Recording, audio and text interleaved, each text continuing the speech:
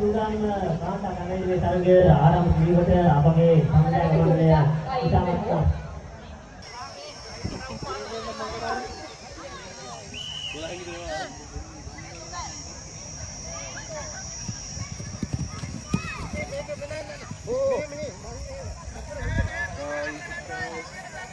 මේ පොළු හොයනවා තව.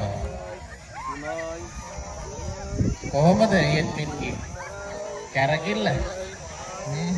සාරණත් කොල්ල නේද?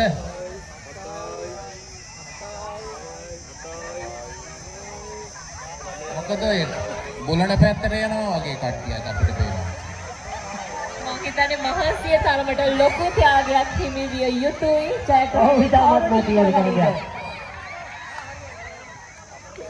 ඉතාමත්ම තියුණු තරගය මම හිතන්නේ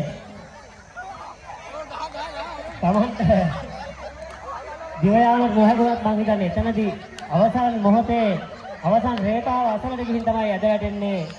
මම හිතන්නේ චුට්ටක් බලන්න අපේ සහයෝගය ලබා දෙන්න එම ක්‍රීඩකයන්ට.